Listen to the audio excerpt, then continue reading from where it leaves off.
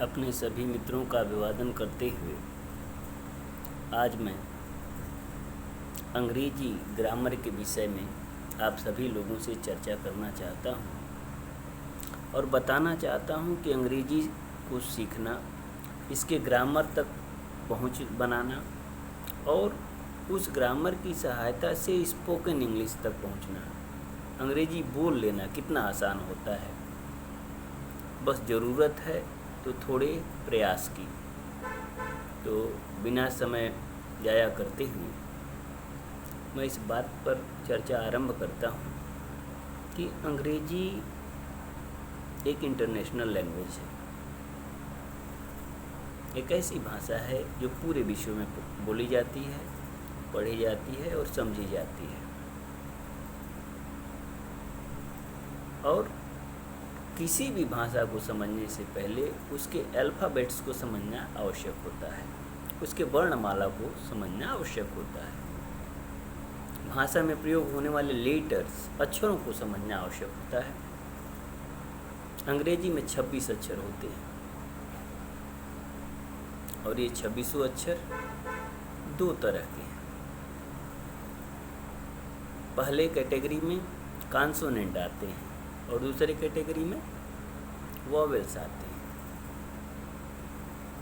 Vowels क्या हैं?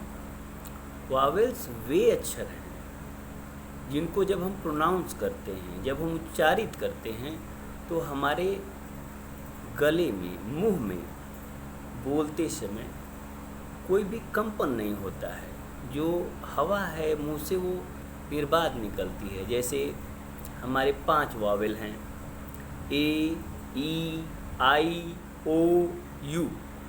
इसमें हमारा मुंह पूरी तरह से खुलता है। बाकी कॉन्सोनेंट हैं जिनको आर्टिकुलेट करते समय, जिनको प्रोनाउंस करते समय कहीं हमारे होंठ और दांत मिलते हैं। माउथ ऑर्गन्स पूरा यूज होता है। अब इन अक्षरों से शब्द बन जाते हैं। अक्षरों के मेल से एक छोटी सी डेफिनेशन है, कंकर्ड ऑफ लेटर्स से शब्द बनते हैं। यह पूरा ग्रामर है जो मैं आप सभी लोगों से चर्चा करना चाहूँगा।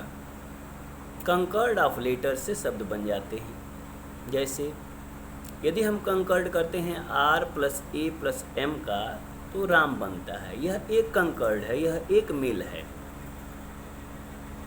और इसी के उलट यदि A + R + M का हम मेल करते हैं तो वो भी एक शब्द फॉर्म होता है और उसको हम कहते हैं कि यह शब्द पढ़ा जाएगा आर्म। तो ये 2 शब्द फॉर्म हो गए, दोनों में मेल हुआ। कुछ बेमेल भी हो जाएंगे तो बेमेल हो जाने पर शब्द नहीं फॉर्म होता है। भाषा की अपनी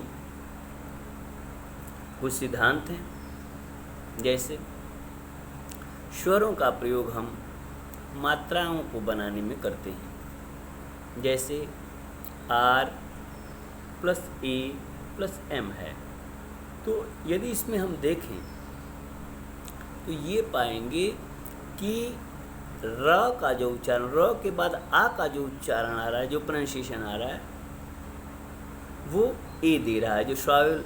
तो जो वॉवेल्स हैं वो मात्राओं का काम करते हैं, पहली बात। अब हम शब्दों के भेद यदि आ जाएं, क्योंकि ये बहुत सारे प्राइमरी नॉलेज हैं और अधिकांश लोग ए से जेड तक तमाम ये तो मतलब बहुत ज़्यादा चर्चा का विषय नहीं है। ए से लेकर जेड तक अक्षर हो गए, इसमें 2 भेद हो गए। अब जो हमारे शब्द जो बने, इन 26 की सहायता से जो हमारे शब्द बने, ये शब्द जो है इनको तमाम ग्रामर की किताबों में अलग अलग तरह से समझाया गया है। पार्ट्स ऑफ स्पीच का एक शीर्षक लगाकर सबको समझाया गया है। शब्द के भेद